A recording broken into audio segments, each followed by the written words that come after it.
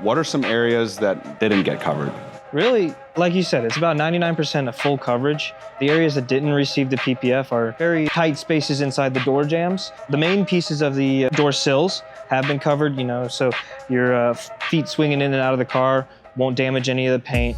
Your feet aren't gonna be up into where the latches are and the mechanisms that actually make the door open. Those spots are not covered. But besides that, everything else on this car is pretty much covered. So working on PPF, I know requires a ton of concentration. You talked about how many man hours went into this car. So when you're game planning for a large project like this that's going to take you 50 plus man hours, what are you tackling first, kind of when you have fresh mental focus and concentration? And what are you kind of leaving for the end when maybe you're a little more tired and worn out? Right, so when you're first starting on a car, I like to kind of start with a panel that I know I've done a million times. So fenders, doors, hood, just to kind of see how the film sticks to the paint. Not all of paint is exactly the same.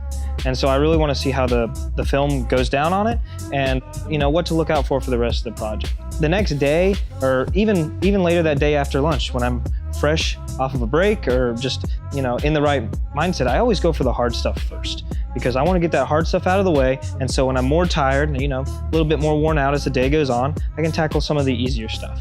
And it really just seems to make the project go by a whole lot smoother, and the harder stuff gets done at a higher quality than if I were to do it at the end of the day when I'm tired and ready to go home.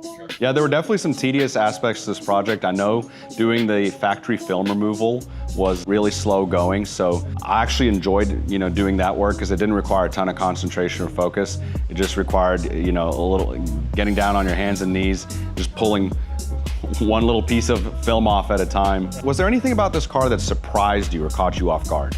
Really, the biggest thing that caught me off guard was that we didn't get touch-up with the Bugatti when it came in the shop. It's not the easiest kind of paint to come by. And so I ended up having to hand mix a lot of the touch-up paint to make it look right. And I feel like I did a really good job. I mixed two reds together, and each time I was able to match the Italian racing red that this car actually is. And if you ever see the car in person, check it out. All right, yeah, I'm definitely looking forward to seeing this car at Caffeine and Octane and whatever other car shows Ed brings it out to.